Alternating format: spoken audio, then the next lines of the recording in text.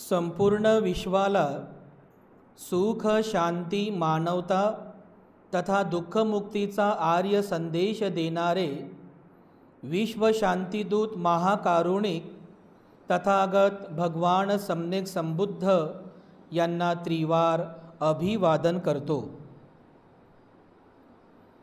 तथागतांनी समग्र मानवजातीच्या दुःखमुक्तीसाठी उपदेशिलेला महान सद्धम्म अर्थात बौद्ध धम्म तथा या सद्धम्माचा अविरतपणे प्रचार आणि प्रसार करणारा तथागतांद्वारा स्थापित सदा पूजनीय भिक्खू संघ या पूजनीय भिक्खू संघाला त्रिवार अभिवादन करतो। ज्यांच्या अथांग अमर्याद त्याग प्रभावामुळे या भारतभूमीला बुद्धभूमीचे रूप पुन्हा एकदा प्राप्त झालं, असे बौद्ध धम्माचे पुनरुद्धारक तुम्हा आम्हा सर्वांचे उद्धार करते प्रज्ञासूर्य बोधिसत्व डॉक्टर बाबासाहेब आंबेडकर यांच्या समग्र धम्मक्रांतीमध्ये जीवनाच्या शेवटच्या श्वासापर्यंत समर्पित राहून आजच्या या मंगलमय प्रसंगी संघरत्न बुद्धविहार मयूर पार्क औरंगाबाद या ठिकाणी उपस्थित आपण सर्व धम्म उपासक धम्म उपासिका आपल्या सर्वांप्रती मी सर्वप्रथम अनंत मंगल कामना मंगल आशीष अर्पण करतो आणि आजच्या या वर्षावासकालीन धम्मदेसनेला सुरुवात करतो। उपस्थितांनो, 37 बोधिपाक्षीय धम्माचा अभ्यास सदरील वर्षावासाच्या कालावधीमध्ये आपण करीत आहोत आणि आतापर्यंत या 37 बोधिपाक्षीय धम्मातील 6 प्रकरणं आपण पूर्ण केलेली आहेत। आजपासून आपण 7व्या प्रकरणाला सुरुवात करीत आहोत। 7व्या प्रकरणाचं नाव आहे आर्य अष्टांगिक मार्ग। या 7 प्रकरणांमध्ये जेवढेही बोधीचे अंग या ठिकाणी सांगितलेले आहेत त्या सर्व बोधी अंगांना 37 बोधिपाक्षीय धम्म असं म्हणतात। अगदी सुरुवातीपासून जर तुम्हाला आठवत असेल, तुम्ही जर चिंतन करत असाल, या 7ही प्रकरणांची नावं आपण पुन्हा पुन्हा घेतलेली आहेत की जेणेकरून तुम्हाला या 7 प्रकरणांची नावं पुन्हा पुन्हा आठवावी, त्याचं चिंतन व्हावं, मनन व्हावं, त्याची आपण भावना करावी, किमान आपलं ते पाठांतर तरी व्हावं, विसरू नये। याकरिता नेहमी आपण प्रवचनामध्ये या 37 बोधिपाक्षीय धम्मांचं पुन्हा पुन्हा आपण या ठिकाणी विवेचन केलं, त्याची चर्चा केली, बाहेर बॅनरसुद्धा आपण लावलं की जेणेकरून आपल्याला ते माहीत असावं। अगदी सुरुवातीला पहिलं प्रकरण आपण बघितलं, 4 प्रकारचे स्मृती प्रस्थान। दुसरं प्रकरण 4 प्रकारचे सम्यक प्रधान। तिसरं प्रकरण 4 प्रकारचे वृद्धिपाद। चौथं प्रकरण 5 प्रकारचे इंद्रिय। 5वं प्रकरण 5 प्रकारचे बल आणि 6वं प्रकरण 7 बोधांग म्हणजे 7 प्रकारचे बोधांग। असे एकूण 6 प्रकरणं या 37 बोधिपाक्षीय धम्मातील एकूण 7 प्रकरणांपैकी 6 प्रकरणं आतापर्यंत आपण बघितलेली आहे। 7वं जे प्रकरण आहे आर्य अष्टांगिक मार्ग।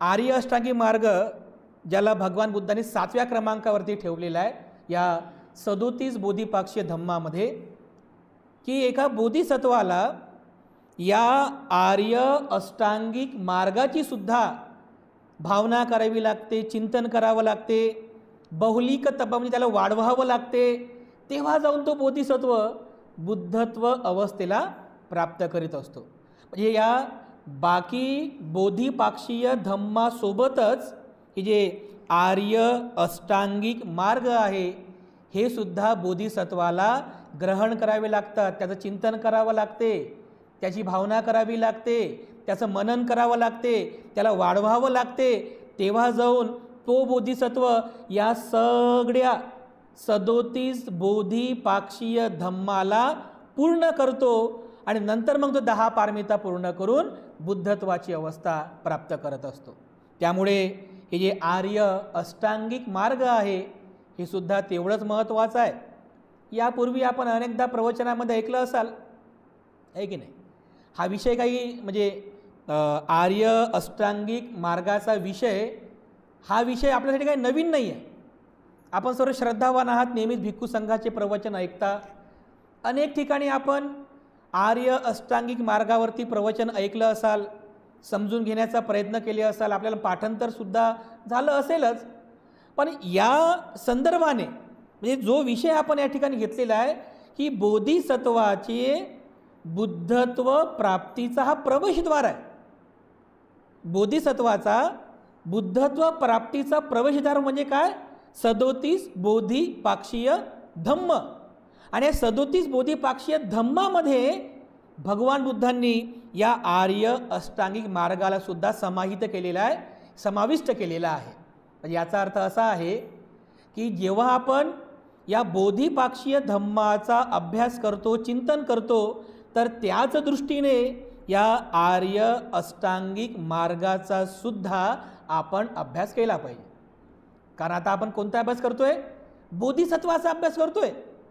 म्हणजे सामान्य जे जण आहेत, भगवान बुद्धाने सामान्य जणांना पण हा उपदेश केला आर्य अष्टांगिक मार्गाचा, पण या प्रसंगानुसार या दृष्टीने हा बोधिसत्वाचा बोधीचा अंग आहे आर्य अष्टांगिक मार्ग. म्हणून या बोधिसत्वाला बुद्धत्व प्राप्त करताना हे जे आर्य अष्टांगिक मार्ग आहे हा कसा लाभदायी ठरतो, हा कसा त्याला सहाय्यकारी ठरतो, या दृष्टीने आपण अष्टांगिक मार्गाचा अभ्यास करणार आहोत. म्हणजे जेणेकरून तुम्हाला एक गोष्ट लक्षात येईल की आपण आपल्या सामान्य जीवनामध्ये आर्य अष्टांगिक मार्गाला जसं ऐकतो, समजून घेण्याचा प्रयत्न करतो, चिंतन करतो, त्यापेक्षा बोधिसत्वाचे हे पाक्षिक धर्म आहेत हे थोडेसे वेगळे आहेत. कारण ते बोधिसत्व आहेत ना. आपण तर सामान्य लोक आहोत. दैनंदिन जीवन जगताना शील समाधी प्रज्ञेचं आपल्याला आचरण करायचं आहे. शील समाधी प्रज्ञेचं आचरण करून आपल्याला दैनंदिन जीवन सुखी करायचं आहे. पण बोधिसत्व जे असतात त्यांचा उद्देश काय असतो? त्यांचा उद्देश असतो बुद्ध बनणे, बुद्धत्वाची अवस्था प्राप्त करणे. आणि बुद्धत्वाची अवस्था प्राप्त करण्यासाठी त्या बोधिसत्वाला या सगळ्या 37 बोधिपाक्षीय धम्माचा अभ्यास करावा लागतो, चिंतन करावं लागते, मनन करावं लागते, भावना करावी लागते, त्याला वाढवावं लागते. आणि यामध्ये हे आर्य अष्टांगिक मार्गसुद्धा आहे.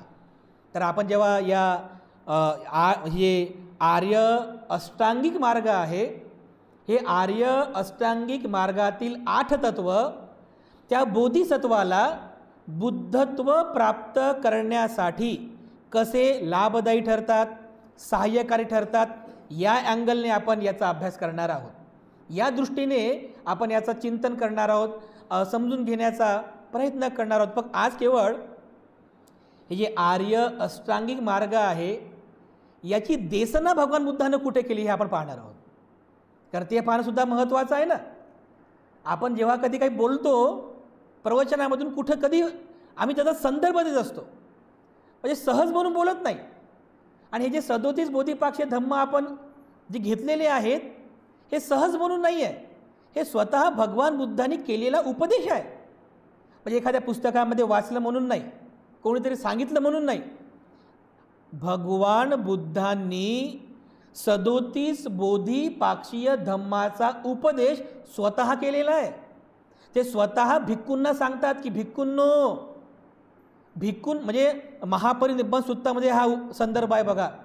आणि शेवटच्या क्षणाला म्हणजे महापरिनिब्बाणाला प्राप्त होणार आहेत, अगदी काही क्षणापूर्वी भगवान बुद्ध त्या सगळ्या भिक्खूंना एका ठिकाणी जमवतात आणि त्यांना उपदेश करतात की भिक्खूंनो, सदैव आपल्या जीवनामध्ये या बोधिपाक्षीय धम्माचं चिंतन करा, मनन करा, भावना करा. ते सुद्धा ते पाली वचन मी मागच्या वेळेस पण तुम्हाला म्हणून दाखवलं होतं. बुद्धानंच केलेला उपदेश आहे हा. 4 स्मृती प्रस्थानाची भावना करा, 4 सम्यक प्रधानाची भावना करा, 4 रिद्धिपादांची भावना करा. 5 इंद्रियांची भावना करा, 5 बलांची भावना करा, सत्त बोजांगाची भावना करा, आर्य अष्टांगिक मार्गाची भावना करा, चिंतन करा, मनन करा, त्याला वाढवा. हे स्वतः भगवान बुद्धांनी केलेला उपदेश आहे. आणि म्हणून या संदर्भाने आपण हे सर्व या ठिकाणी उपदेश करत आहोत, प्रवचन करत आहोत. तर याही ठिकाणी जेव्हा आपण आर्य अष्टांगिक मार्ग पाहण्या अगोदर भगवान बुद्धांनी या अष्टांगिक मार्गाची देसना कुठं केली हे आपल्याला माहीत असलं पाहिजे ना. संदर्भ म्हणून म्हणजे स्वतः बुद्धाने केलेला हा उपदेश आहे.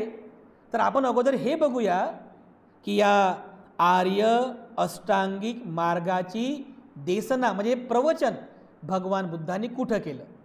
तर जसं आपल्या सर्वांनाच माहिती आहे, बुद्धगयेला भगवान बुद्धांनी बुद्धत्वाची प्राप्ती केली, बुद्ध झाले.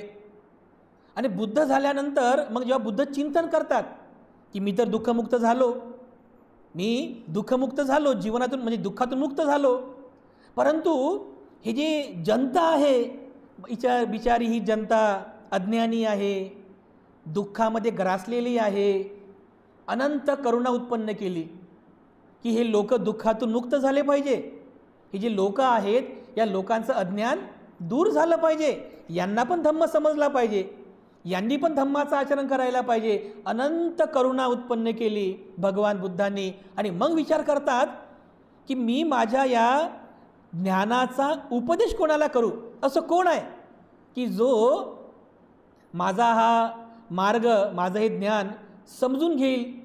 तर त्यांना स्मरण होते त्यांच्या पहिल्या गुरूंची म्हणजे आलार कालाम, की ज्यांच्याकडून भगवान बुद्धांनी सिद्धार्थ बोधिसत्वाने ध्यान मार्गातली 7वी पायरी म्हणजे आकिंचनायतन या टप्प्यापर्यंत, या पायरीपर्यंत शिक्षण घेतलं होतं, सांख्य तत्वज्ञानाचा अभ्यास केला होता. त्या आलार कालामांत त्यांना स्मरण होते. पण आलार कालाम ते मृत्यूला प्राप्त झालेले असतात आणि पुन्हा स्मरण करतात, अरे ते माझे दुसरे गुरु उद्धक रामपुत्र, की ज्यांनी मला ध्यान मार्गातली जी 8वी पायरी आहे, नेव सय्या ना सय्या आयतन, ही पायरी, या पायरीचं मला शिक्षण दिलं, शिकवलं, नक्कीच ते माझा धम्म समजून घेतील. त्यांच्यामध्ये तेवढी पात्रता आहे.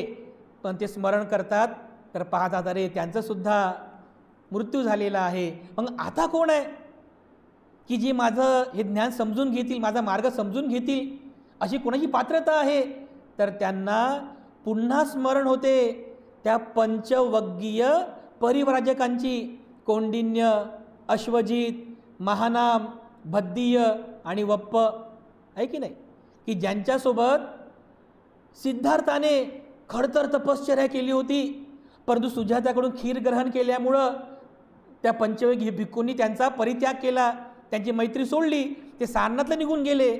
तर सिद्धार्थ गौतम स्मरण करतात त्या पंचवग्गीय भिक्खूंचं, त्या परिव्राजकांचं. अरे ते पंचवग्गीय परिव्राजक जे आहेत नक्की ते माझा हा धम्म समजून घेतील, कारण त्यांची तेवढी पात्रता आहे. कारण गृहस्थ लोक जे आहेत हे ऐशो आरामामध्ये गुंतलेले आहेत, नातं गोतं परिवार याच्यात गुंतलेले आहेत, लोभात गुंतलेले आहेत, ते समजून घेऊ शकत नाही. ते पंचवग्गीय भिक्खू अगोदरच त्यांनी गृहत्याग केलेला होता, ते त्यागी होते.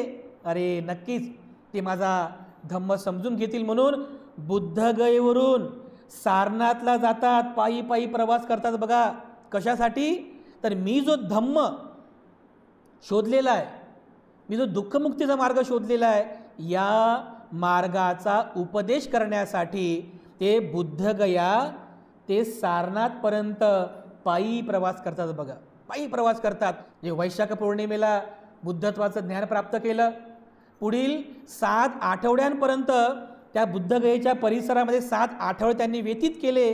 आणि त्यानंतर मग त्यांनी प्रवास सुरू केला, पायी प्रवास केला. कुठे, सारनाथच्या दिशेने पायी प्रवास करून आषाढी पौर्णिमेच्या पूर्वसंध्येला, म्हणजे आषाढी पौर्णिमेच्या पूर्वसंध्येला भगवान बुद्ध त्या सारनाथच्या मृगदाय वनामध्ये येऊन पोहोचतात, की ज्या ठिकाणी ते पंचवग्गीय भिक्खू विहार करीत होते.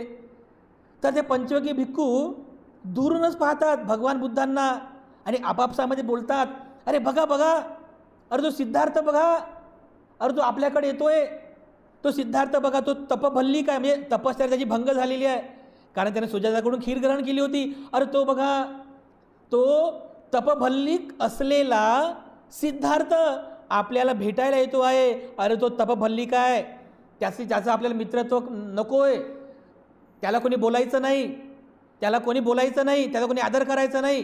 त्याची जर इच्छा असेल तो येईल, त्याची इच्छा असेल तो येईल, बसेल, आपण कोणीही त्याला बोलायचं नाही, असं ते पंचवग्गी भिक्खू ठरवतात.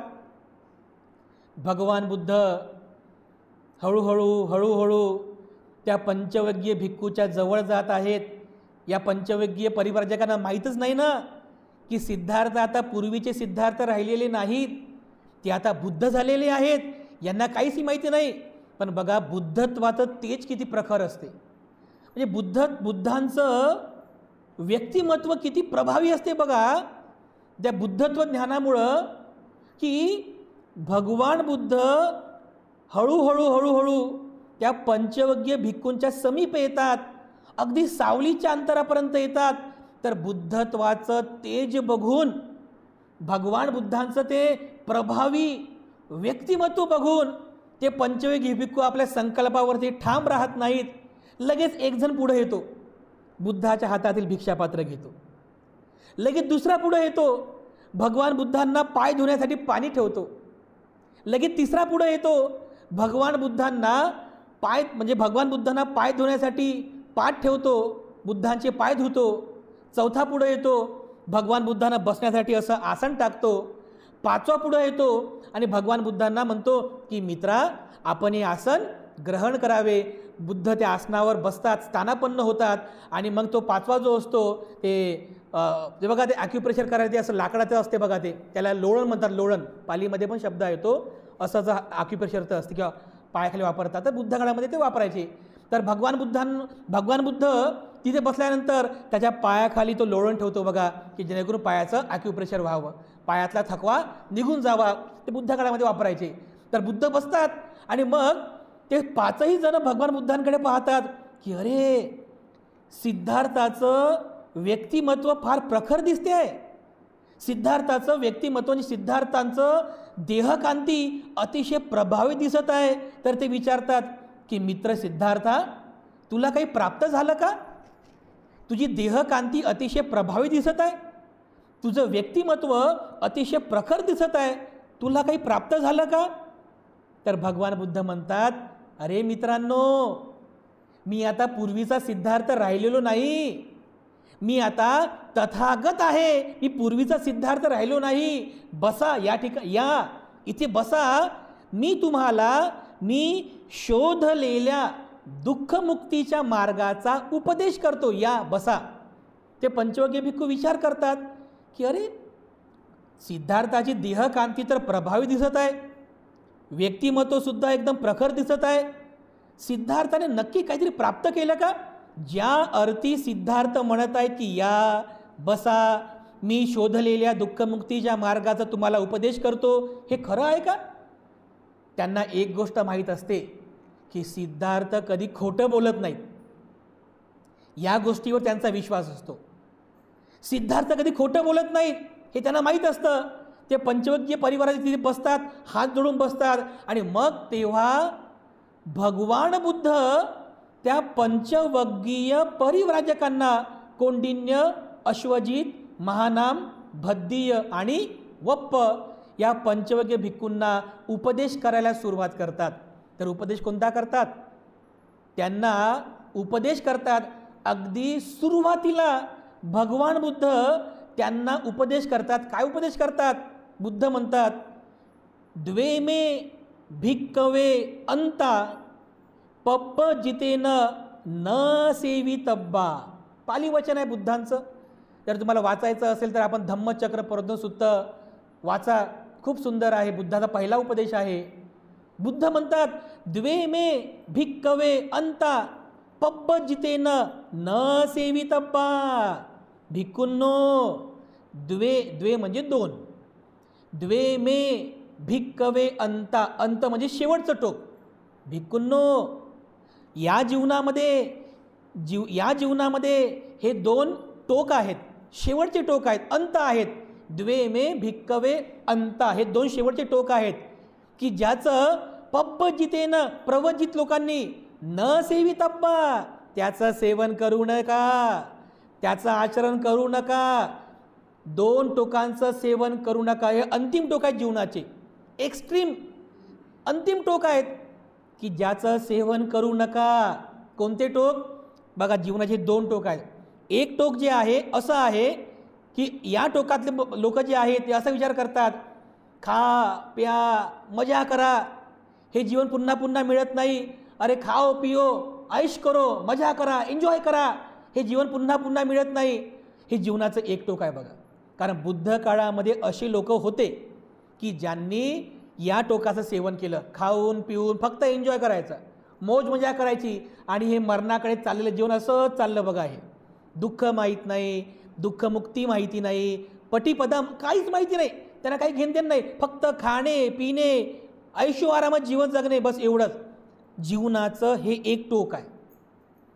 त्यानंतर जीवनाचं जे दुसरं टोक आहे ते आहे की अरे हे घरदार सगळं गृहत्याग करा, घरदार सोडा, परिवार सोडा, गृहत्याग करा, परिवाराचा त्याग करा, दूर जंगलामध्ये जा, दऱ्याखोऱ्यामध्ये जा, देहदंड करा, तपश्चर्या करा, वज्र तपश्चर्या करा, शरीराला त्रास द्या, तपश्चर्या करा, कारण तिथं दुःखमुक्ती आहे.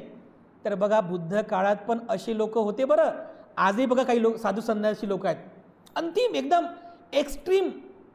एक्स्ट्रीम तपश्चर्या करतात बघा. ते बघा, ते नागा साधू बघितले का तुम्ही? नाही बघितलं नसेल, टी व्हीवर बघितलं असेल कधी, बघू पण नका. टी व्हीवर कधी एका पेपरमध्ये कधी बघितलं असेल ना, नागा साधू असतात, एकदम एक्स्ट्रीम जीवन जगतात बघा. ते एकदम अंत, जीवनाचा अंत आहे तो. म्हणजे शरीराला सुया काय टोचतील, ते राग काय लावतील, ते जटा काय वाढवतील, एकदम एक्स्ट्रीम जीवन जगतात बघा. ते बुद्ध काळात पण तसे जीवन जगणारे लोक होते. बुद्ध काळामध्ये एक्स्ट्रीम जीवन जगायचे. म्हणजे काय? देहदंड, घरदार सोडून दूर जंगल दराखोऱ्यात जाऊन देहदंड करायचा, या शरीराला त्रास द्यायचा, तपश्चर्या करायची, खानपान सोडून द्यायचं, या शरीराला या देहात त्रास द्यायचा, देहदंड करायचा, हा एक मार्ग होता. हे जीवनाचं एक टोक आहे बघा. समजले दोन टोकं? जीवनाचं एक टोक कोणतं आहे? खा प्या मजा करा, जिंदगी बार बार नहीं मिलती, असे लोक जीवन जगतात. एक टोक कोणतं आहे? की घरदार सोडा, तपश्चर्या करा, देहदंड करा, या शरीराला त्रास द्या, हा एक मार्ग आहे. कारण ही दुःखमुक्ती समजतात. बुद्ध काय म्हणतात? द्वे मे भिक्कवे अंता. भिक्खूंनो, हे दोन जीवनाचे अंतिम टोक आहेत. हे दोन टोक आहेत. द्वे मे भिक्कवे अंता पब्बजितेन न सेवितब्बा. बौद्ध अनुयायाने या दोन्हीही टोकाचं सेवन करू नये. हा बुद्धाचा सुरुवातीचा उपदेश आहे धम्मचक्र प्रवर्तन सूत्रामध्ये. बुद्धाने या दोन्ही टोकाचा त्याग करा शिकवलेला आहे. त्याग करा, कारण हे दोन्ही टोकं तुमच्या जीवनामध्ये दुःखच निर्माण करतील. कारण खा प्या मजा करा हे दुःखच आहे ना. कारण खाणे पिणे मौज मजा करणे याच्यामुळे जीवनामध्ये एक जडत्व निर्माण होते, हेवीनेस, एक जडत्व निर्माण होते, शरीर असे हेवी बनते, आळस निर्माण होतो, बेहोशी बेशुद्धी निर्माण होते, जडत्व निर्माण होते, जे तुमच्या जीवनामध्ये दुःख निर्माण करते. आणि दुसरं देहदंड, या शरीराला त्रास देणे, देहदंड करणे. बुद्धानं हा मार्ग सुद्धा अनुभवला होता ना. 6 वर्ष भृगु ऋषींप्रमाणे काय त्यांनी देहदंड केला होता हो. या पोटाला हात लावलं तर पाठीचा कणा हाती लागायचा. अरे पाठीच्या कण्याला हात लावला तर पोट हाती लागायचं, गाला हातमध्ये गेले, डोळे हातमध्ये गेले, सगळं एकदम विद्रूप रूप झालं. एवढा देहदंड या पृथ्वीवर दुसरं कोणीच केलं नसेल बघा ज्ञानाच्या प्राप्तीसाठी. एवढी भयंकर तपश्चर्या सिद्धार्थाने केली होती. तर भगवान बुद्ध म्हणतात या दोन्हीही टोकाचा त्याग करा, कारण हे दोन्ही टोकं दुःख देणारी आहेत. हे दोन्ही टोकं दुःख देणारी आहेत. तर मग बुद्ध पुढे म्हणतात द्वेमे भिक्कवे अंता पब्बजितेन न सेवितब्बा. मग या जर दोन टोकांचं सेवन करायचं नाही तर कशाचं सेवन करायचं? तर बुद्ध म्हणतात एततं भिक्कवे मज्जिमा पटिपदा अत्थी अनुपगम्मं. मज्जिमा पटिपदा अत्थी भिक्खूंनो, हा मध्यम मार्ग आहे. हा मध्यम मार्ग आहे की ज्या अनुत्तर अशा मध्यम मार्गाचं तुम्ही सेवन करा, त्याचं आचरण करा, त्याला फॉलो करा, त्याचं आचरण करा, कारण तो दुःखमुक्तीचा मार्ग आहे. म्हणजे काय, हे दोन्ही टोकं सोडले आणि कशाचं आचरण करायचं, मधला मार्ग जो आहे मध्यम मार्ग. तर मध्यम मार्गाचा उपदेश भगवान बुद्धांनी केला. एततं भिक्कवे अनुपगम्मं, म्हणजे अनुत्तर आहे, अनुपगम्मं मज्जिमा पटिपदा अत्थी, म्हणजे हा मध्यम मार्ग आहे. आणि हा मध्यम मार्ग कोणता मध्यम मार्ग, तर भगवान बुद्ध म्हणतात, भगवान बुद्धांनी मध्यम मार्ग सांगितला. सम्मा दिट्ठी, सम्मा संकप्पो, सम्मा वाचा, सम्मा कम्मंतो, सम्मा आजीवो, सम्मा सती, सम्मा वायामो, सम्मा समाधी. हा मध्यम मार्ग आहे. आणि याच मध्यम मार्गाला दुःखमुक्तीचा मार्ग म्हणतात, यालाच निर्वाणपदाचा मार्ग म्हणतात, यालाच मध्यम मार्ग म्हणतात. तर इथे भगवान बुद्धांनी आर्य अष्टांगिक मार्गाची देशना केली बघा. कशामध्ये, धम्मचक्र प्रवर्तन सुत्तामध्ये. म्हणजे याचा अर्थ असा आहे की भगवान बुद्धांचा जो पहिला उपदेश आहे, ज्याला आपण बौद्ध संस्कृतीमध्ये काय म्हणतो, धम्मचक्र प्रवर्तन सुत्त म्हणतो, या धम्मचक्र प्रवर्तन सुत्तामध्ये भगवान बुद्धांनी या मध्यम मार्गाचा म्हणजे आर्य अष्टांगिक मार्गाचा उपदेश केलेला आहे. इथे भगवान बुद्धांनी देशना केली बघा. यावरून तुमच्या एक गोष्ट लक्षात येईल की जर भगवान बुद्धांनी केलेल्या धम्मचक्र प्रवर्तनामध्ये आर्य अष्टांगिक मार्गाचा उपदेश केलेला आहे, की ज्याला भगवान बुद्ध दुःखमुक्तीचा मार्ग म्हणतात, तर हे आर्य अष्टांगिक मार्ग किती महत्त्वाचे आहेत हे तुमच्या लगेच लक्षात येईल बघा. आणि नंतर भगवान बुद्ध काय म्हणतात की भिक्खूंनो, या जीवनामध्ये 4 प्रकारचे सत्य आहेत. सत्य नाही तर ते आर्य सत्य आहेत. आर्य सत्य म्हणजे काय, आर्य म्हणजे ते जातीवाचक शब्द नाही बरं. आर्य हा गुणवाचक शब्द आहे.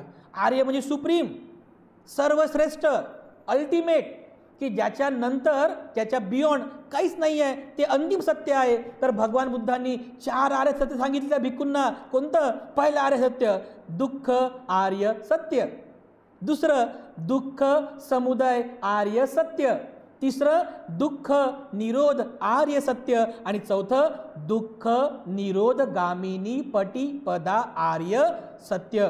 या 4 आर्य सत्यांचा उपदेश भगवान बुद्धांनी केला. उपदेशच केला नाही तर त्याला आणखी स्पष्ट पण केलं. बुद्ध पुढे आणखी स्पष्ट करतात की भिक्खूंनो, हे पहिलं आर्य सत्य आहे, दुःख आर्य सत्य.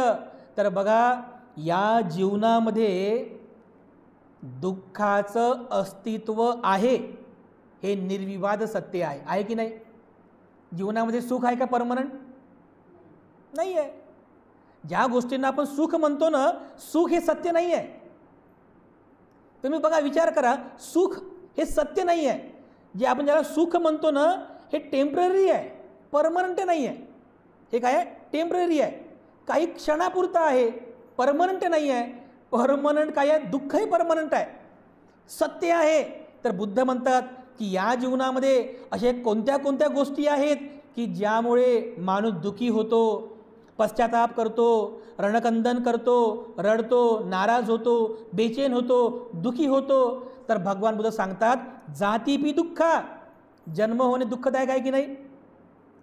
म्हणजे माणूस जेव्हा जन्माला येतो ते त्रासदायक आहे ना. दुःखदायक म्हटलं की जरा लोकांना जरा फार वेगळंच वाटते बघा. त्रासदायक आहे की नाही, त्रासदायक. हसत हसत जन्म घेतो का बाळ, हां? ते जर बाळ खरोखर त्याला बोलता आलं असतं ना, तर बाहेर आल्याबरोबर बोललं असतं. उगाच मला बाहेर काढलं, बरा होतो आतमध्ये, बरं मस्त आपल्या आईच्या नळीकेतून मला अन्न पाणी सगळं मिळायचं, हवा मिळायची, उगाच मला बाहेर काढलं. बाहेर आल्याबरोबर रडावं लागते. दूध पाहिजे, अन्न पाहिजे, हवा पाहिजे, थंडी, वारा, गरमी, मच्छर, हे किती त्रास आहे हो. हां, बाळाचा जन्म होणे किती त्रासदायक आहे. आईलाही त्रास, बाळालाही त्रास. बघा, त्रासदायक आहे ना. हे दुःख म्हटलेलं आहे बघा. म्हणजे जन्म होणे हे दुःखदायक आहे बघा, हे त्रासदायक आहे. हा त्रास आहे की नाही. कोणीचं हसत आलं बघा, हसत आलं, सगळं रडत येतात की नाही. आणि नाही रडले तर मारतात डॉक्टर लोक, मग रडत खाऊन नाही पोरग, चापट्या मारतात ना असे. हां, रडत काम नाही. तर इथं पोरगं रडते, बाळ रडते, तेव्हा लोक हसतात, आहे की नाही? उलटच काम आहे बघा. बाळ रडते तर लोक हसतात बघा. किती उलटं काम झालं. कारण दुःखदायक आहे बघा हे. बाळ जन्मास आल्याबरोबर त्याच्या गरजा सुरू होतात, ते दुःखाचे ते स्कंद सुरू होतात. त्याला अन्न पाहिजे, त्याला वस्त्र पाहिजे, त्याला हवा पाहिजे, त्याला ऊन वारा पाऊस गरमी मच्छर यापासून स्वतःचं रक्षण करायचं आहे. तर किती काय करावं लागते या शरीरासोबत. दुःखदायक आहे बघा. जन्म होणे हे त्रासदायक आहे, दुःखदायक आहे बघा. जन्म झाला की झालं, दुःखाचं सुरू झालं मार्ग. काय नंतर म्हातारपण आलं. म्हातारपण दुःखदायक आहे की नाही. जातीपी दुःखा जरापी दुःखा. जर्जरीत होणे, कमजोर होणे म्हणजे काय, म्हातार होणे दुःखदायक आहे की नाही. किती दुःख होते माणसाला. गुडघे दुखतात, कंबर दुखते, शरीर कमकुवत झालेलं असते. व्याधीपी दुःखा, आजारपण सुद्धा दुःखदायक आहे की नाही. सुखदायक आहे का आजारपण. एखादा आजार जर जळला माणसाला तर ते सुखदायक आहे का, नाही. छोट्यातला छोटा आजार जरी माणसाला झाला ना, त्याला तो नकोसा वाटते. साधी सर्दी जरी झाली माणूस एवढा परेशान होते. अरे बाबा बाकीचं परवडलं म्हणते, पण सर्दी नाही परवडत असंच म्हणते माणूस, म्हणते की नाही. थोडंसं डोकं दुखत असेल ना, अरे बाबा ते बाकीचं परवडलं म्हणते, पण डोकं दुखी नाही, नको म्हणते. कॅन्सर परवडला पण डोकं दुखी नको. म्हणजे आपल्याला आपला आजार मोठा वाटते बघा बाकीच्या आजारापेक्षा, वाटते की नाही. आजार पण दुःखदायक आहे बघा. कोणाला आजार पण प्रिय नाही आहे. म्हणजे जातीपी दुःखा जरापी दुःखा व्याधीपी दुःखा मरणंपी दुःखं. मृत्यू होणे हे सुद्धा दुःखदायक आहे बघा. कारण मृत्यू हा कोणाला प्रिय नाही आहे. प्रत्येकाला वाटतं आणखीन जगावं. किती जरी प्रयत्न केले, एक ना एक दिवस आपण मृत्यूला प्राप्त होणारच आहोत. दुःखदायक आहे ना हो. मरणंपी दुःखं. पुढं बुद्ध आणखीन म्हणतात, हे तर दुःखदायक आहेच. आज याच्या पुढे जाऊन बुद्ध आणखीन म्हणतात, अप्रियेही संपयोग दुःखो. अप्रिय व्यक्तींचा संयोग होणे हे सुद्धा दुःखदायक आहे. अप्रिय व्यक्ती कोण. अप्रिय म्हणजे आपले दुश्मन हो. मनातल्या मनात जे आपण जळत आहोत, मनातल्या मनामध्ये ज्याचं आपण असं होऊ दे तसं होऊ दे म्हणतो, असे ज्याच्याबद्दल आपण वैरत्व निर्माण केलं, आपले वैरी अप्रिय लोक, त्यांचा संयोग झाला दिसले तरी आपल्या मनातल्या मनामध्ये आपण दुःखी होतो बघा. होतो की नाही. त्यांचा विचार जरी केला तरी आपण दुःखी होतो बघा. हे सत्य आहे ना.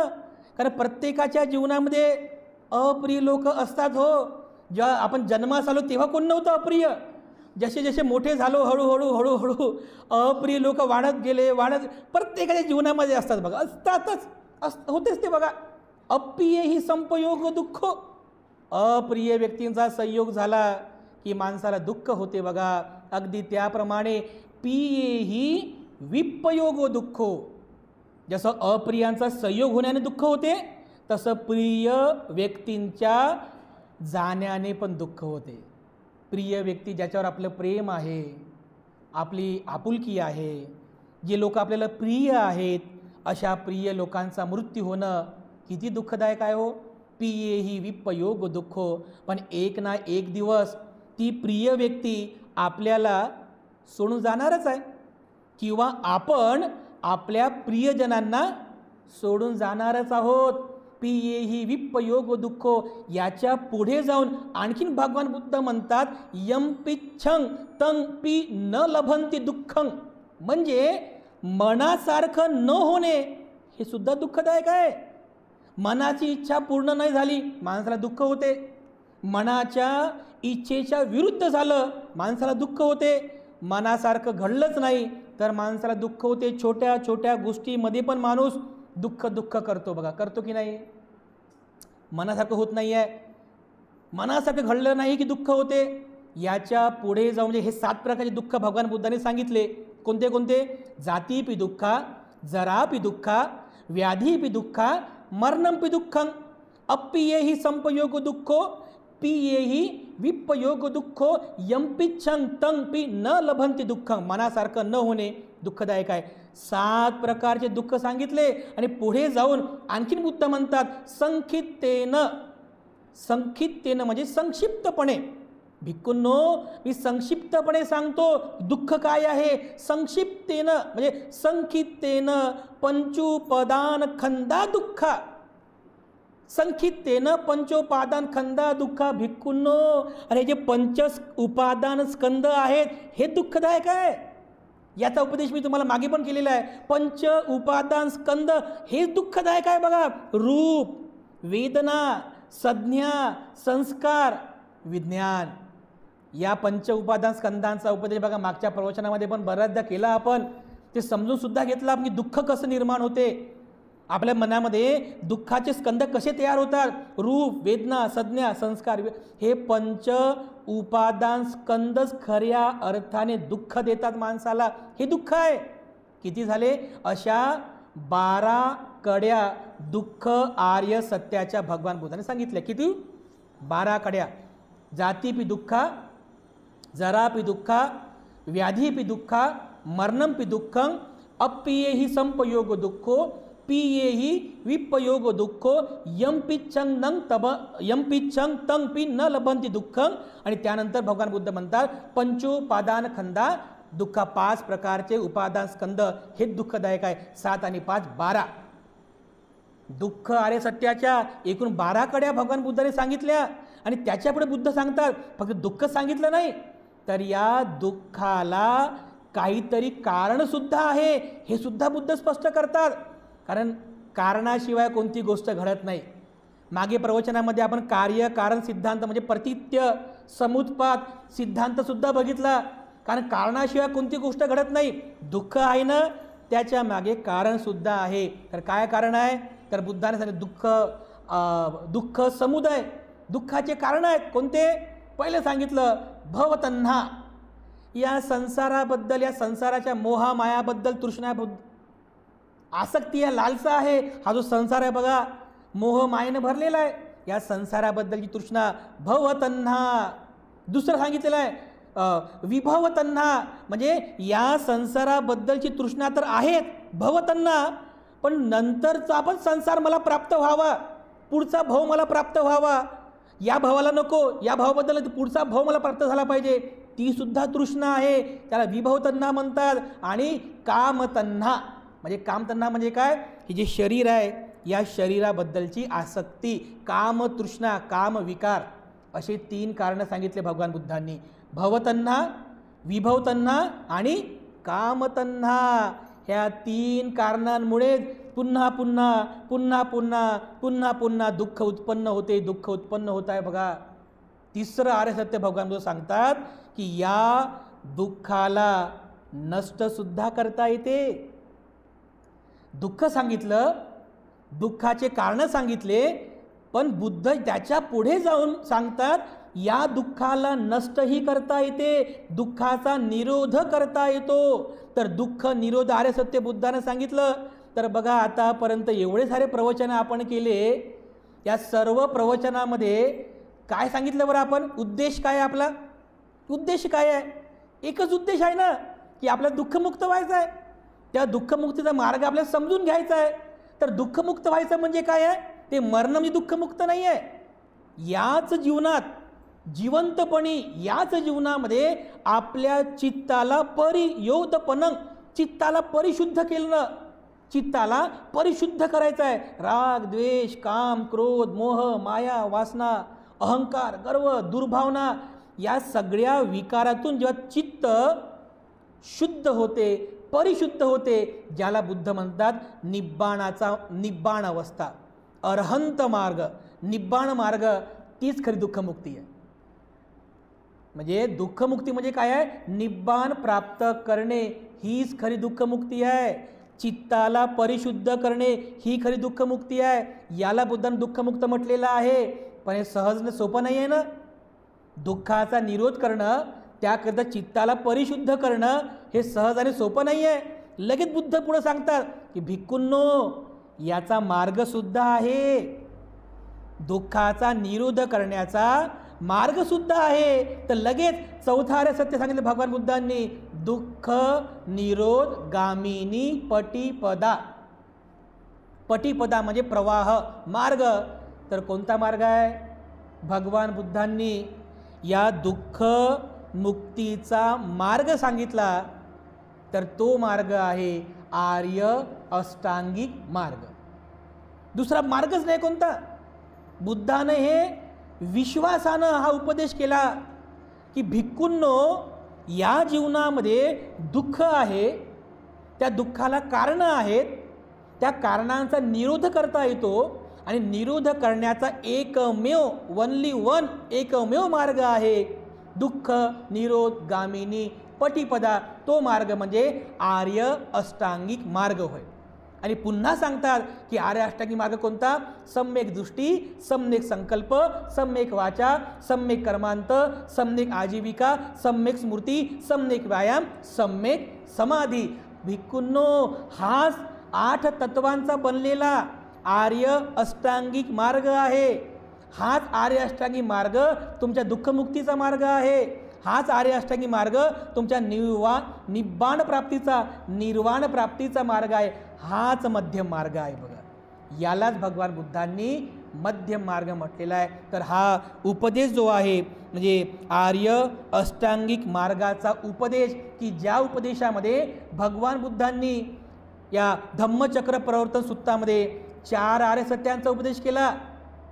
पहिलं आर्य सत्यामध्ये किती कड्या सांगितल्या? 12 कड्या. दुसरं आर्य सत्य त्याच्या 3 कड्या सांगितल्या. तिसरं आर्य सत्याची 1 कडी सांगितली. आणि चौथं आर्य सत्याच्या किती कड्या? आर्य अष्टांगिक मार्ग 8 कड्या. किती झाल्या? 24 कड्या झाल्या. या 4 आर्य सत्यांच्या एकूण 24 कड्या सांगितलेल्या आहेत. आणि त्या 24 कड्यांनाच धम्मचक्र प्रवर्तन असं म्हणतात. समजलं? धम्मचक्र कशाला म्हणतात? हे जे 24 कड्या आहेत, 4 आर्य सत्याच्या 24 कड्या, या 24 कड्यांना धम्मचक्र म्हटलेलं आहे. तेच तर धम्मचक्र 24 आऱ्यांचं अशोक चक्र भारताच्या तिरंग्यावरती प्रतिष्ठापित आहे की नाही? भारताच्या तिरंग्यावरती बुद्धांचं 24 आऱ्यांचं, ते 24 कड्यांचं 24 आऱ्यांचं धम्मचक्र प्रतिष्ठापित केलेलं आहे. बघा किती मोठी गोष्ट आहे. बघा, हे धम्मचक्र आहे. बुद्धानं या 4 आर्य सत्यांचा उपदेश केला आणि या 4 आर्य सत्यांमध्ये भगवान बुद्धांनी आर्य अष्टांगिक मार्गाचा उपदेश केलेला आहे. हेच आर्य अष्टांगिक मार्ग या 37 बोधिपाक्षीय धम्माच्या अत्यंत महत्त्वाचा भाग आहे, जे आपण पुढे पाहणार आहोत. आर्य अष्टांगिक मार्ग याच्यातला एक तत्व महत्त्वाचं आहे. एक तत्व, की जे तत्व तुम्हाला शील, समाधी आणि प्रज्ञा या 3ही तत्वांचं आचरण करायला लावते. प्रत्येक तत्व महत्त्वाचं आहे. या प्रत्येक तत्वाला आपण अत्यंत सखोल पद्धतीने या ठिकाणी समजून घेण्याचा प्रयत्न करणार आहोत. कारण बुद्धाने हे 4 आर्य सत्य सांगितलेली आहे. तर लोक म्हणतात की बुद्धाने फक्त दुःखच सांगितलं. हो, लोक आक्षेप घेतात, आधुनिक काळात जे काही विद्वान झाले, बुद्धाने फक्त दुःखच सांगितलं, हे दुःख ते दुःख, हे दुःख ते दुःख. पण विचार जर केला तर भगवान बुद्धांनी जे दुःख सांगितलेलं आहे ते सत्य आहे ना? असत्य आहे का? म्हणजे ते सत्य आहे. तुम्ही स्वीकार करा की नका करू, ते सत्य आहे. आर्य सत्य आहे, ते तुम्हाला स्वीकार करावंच लागणार आहे. ते तुम्ही नाकारू शकत नाही. बघा, लोकांनी स्वीकार करू अथवा न करो, भगवान बुद्धांनी सत्य सांगितलं. बघा, म्हणून भगवान बुद्ध हे सत्यवादी आहेत. भगवान बुद्ध हे सत्यवादी आहेत. बघा, तुम्ही जेव्हा आजारी पडता, एखादा आजार झाला तुम्हाला, तुम्ही डॉक्टरकडे जाता, तर डॉक्टर तुम्हाला विचारपूस करतो. बघा, काय झालं तुम्हाला? तर तुम्ही म्हणता, डॉक्टर साहेब माझं पोट दुखत आहे. म्हणजे मी दुखी आहे. कशामुळे? माझं पोट दुखत आहे. तर डॉक्टर डायरेक्ट तुम्हाला गोळ्या देतो का लिहून? काय पोट दुखते का? गोळ्या घ्या, जा, असं करतो का? नाही करत. असं जर केलं तुम्ही काय म्हणाल? अरे काय ते डॉक्टर बरोबर नाही आहे, काही विचारलं नाही, विचारपूस केली नाही, काहीच सांगितलं नाही, डायरेक्ट लिहून दिलं, जा म्हणलं, असं म्हणाल की नाही तुम्ही? डॉक्टर तसे करतात का? नाही. डॉक्टर काय करतात? अगोदर विचारतात, हां पोट दुखत आहे का? तर पोट दुखत आहे त्याची कारणं काय आहेत ते पहिले चेक करतात. काल काय खाल्लं? आंबट खाल्लं, खारड खाल्लं, मसालेदार खाल्लं? विचारपूस करतात की नाही? म्हणजे कारणांचा शोध घेतात. पोट दुखत आहे, याला काहीतरी कारण आहे, त्या कारणांचा शोध घेतात आणि मग त्या कारणांचा शोध घेतल्यानंतर त्या कारणांचा निरोध करण्यासाठी तुम्हाला सांगतात की निरोध करा. म्हणजे काय? आंबट खाऊ नका, मसालेदार खाऊ नका, निरोध करा म्हणजे काय? नष्ट करा. हे पोट दुखणं जर कमी करायचं असेल असं म्हणतात ना डॉक्टर लोक, आणि मग त्याच्यासोबत तुम्हाला दुःख निरोधगामिनी पट्टीबद्दल लिहून देतात. सकाळी एक, दुपारी एक, संध्याकाळी एक. हा दुःख निरोधगामिनी पट्टीबद्ध मार्ग आहे. कोणता? आर्य अष्टांगिक मार्ग. म्हणजे गोळ्या सकाळी एक घ्या, दुपारी एक घ्या, जेवणाच्या अगोदर घ्या, रात्री एक घ्या, जेवणाच्या अगोदर, आहे की नाही? त्याला म्हणतात चौथा आर्य सत्य. म्हणजे डॉक्टर लोक सुद्धा तुम्हाला चेकअप करताना या 4 आर्य सत्याच्याच मार्गाने चेकअप करतात. दुःख पाहतात, त्याचे कारणं पाहतात, त्याचा निरोध करायला सांगतात आणि निरोध करण्याचा मार्गसुद्धा सांगतात. तर भगवान बुद्ध पण एक डॉक्टरच होते ना. डॉक्टरच होते, त्यांनी सत्य सांगितलं. मग त्या डॉक्टरांनी जर तुम्हाला म्हटलं की तुम्ही आजारी आहात, तुम्ही असं म्हणता का? नाही, ते डॉक्टर मला आजारी आहे म्हणते, मी जात नाही त्या डॉक्टरकडे. का? नाही, ते डॉक्टर म्हणते की तुम्ही आजारी आहात म्हणून. अरे सत्य आहे ना हे. डॉक्टर सत्य सांगतात, तुम्ही स्वीकार करा की नका करू. तुम्ही आजारी आहात तर ते सत्य सांगणार ना. मग जीवनामध्ये दुःख आहे हे निर्विवाद सत्य आहे, हे आर्य सत्य आहे. तुम्ही स्वीकार करा की नका करू. बुद्धानं सांगितलं बघा ते, कारण बुद्ध हे सत्यवादी आहेत. बुद्ध काय आहेत? हे सत्यवादी आहेत. आणि फक्त बुद्धानं सांगितलंच नाही, फक्त दुःख सांगून शांत बसले नाही, तर त्या दुःखाला कारणंसुद्धा सांगितली. त्याचं कारणसुद्धा सांगितलं की दुःख कशामुळे उत्पन्न होते. तर दुःख समुदाय सांगितला. हे कारण आहेत बघा. हे भवतन्ना आहे, हे विभवतन्ना आहे, हे कामतन्ना आहे की जे तुम्हाला दुःख देते. एवढ्यावर बुद्ध थांबले नाही, तर भगवान बुद्धांनी दुःख सांगितलं, दुःखाचे कारण सांगितले. म्हणजे भगवान बुद्धांनी प्रत्यय सांगितले बघा. बुद्ध हे प्रत्ययवादी ठरले. त्या कारणांचा निरोध सुद्धा करता येतो, घाबरू नका. हे दुःख नष्ट करता येते, या दुःखाचा निरोध करता येतो. तर आशावाद उत्पन्न केला तुमच्यामध्ये की घाबरू नका. तुम्ही जर दुःखी आहात, तुम्ही कोणत्या जातीचे असो, पातीचे असो, गरीब असो, श्रीमंत असो, तुम्ही जर उभे झाले आणि या मार्गाचं आचरण केलं तर तुम्ही दुःखातून मुक्त होऊ शकता. तर दुःख निरोध सांगितलं बघा, तुमच्यामध्ये आशा उत्पन्न केली, तर बुद्ध हे आशावादी ठरले. आणि एवढंच नाही, तर भगवान बुद्धांनी दुःख मुक्तीचा मार्गसुद्धा सांगितला. त्यालाच म्हणतात आर्य अष्टांगिक मार्ग. हे सकाळ दुपार संध्याकाळ नाही आहे, 24 तास जीवनभरपर्यंत याचं आचरण करा. जीवनभर बुद्धाने दिलं, हे लिहून नाही दिलं, सांगितलं. हे आर्य अष्टांगिक मार्ग दुःखमुक्तीचा मार्ग आहे. 24 तास जीवनभरपर्यंत याचं आचरण करा, कारण हाच एकमेव दुःखमुक्तीचा मार्ग आहे, आर्य अष्टांगिक मार्ग. म्हणजे बुद्ध हे मार्गवादी सुद्धा ठरले बघा. हे बुद्धाने सांगितलेलं आहे. तर भगवान बुद्ध यांनी सांगितलेला हा दुःखमुक्तीचा मार्ग जो आहे, हा मार्गच आहे की जो आपल्यासाठी दुःख मुक्तीकरिता साध्य ठरणारा आहे. म्हणून बुद्धाने सांगितलेला मार्ग हाच एकमेव दुःखमुक्तीचा मार्ग आहे. हे आपण खूप चांगल्या प्रकारे समजून घ्यावं. सारनाथच्या त्या मृगदाय वनामध्ये भगवान बुद्धांनी या आर्य अष्टांगिक मार्गाचा उपदेश केला आणि उपदेश केल्याबरोबर त्याचं चिंतन मनन करता करता बसल्या ठिकाणी ते जे कौंडिन्य होते त्यांच्यात धम्मचक्षु उत्पन्न झाला. म्हणजे त्यांचं पुण्य बघा की हा उपदेश ग्रहण केल्याबरोबर चिंतन मनन करता बसल्या ठिकाणी त्यांचा धम्मचक्षु उत्पन्न झाला. बसल्या ठिकाणी ते श्रोतापन्न झाले, बसल्या ठिकाणी सकृतागामी झाले, बसल्या ठिकाणी अनागामी पण झाले, अरहंत पण झाले, दुःखमुक्त झाले बघा. आणि त्यांच्या सोबत बरोबर कमवारीने मग पुढे मग अश्वजित, भद्दीय, महानाम हे सगळे दुःखमुक्त झाले बघा. आणि त्या ठिकाणी खऱ्या अर्थाने भगवान बुद्धांनी शिकवलेला हा आर्य अष्टांगिक मार्ग या पंचवग्गीय भिक्खूंनी समजून घेतला, त्याची भावना केली, त्याचं चिंतन केलं, आत्मसात केलं आणि त्या ठिकाणी ते दुःखमुक्त झाले.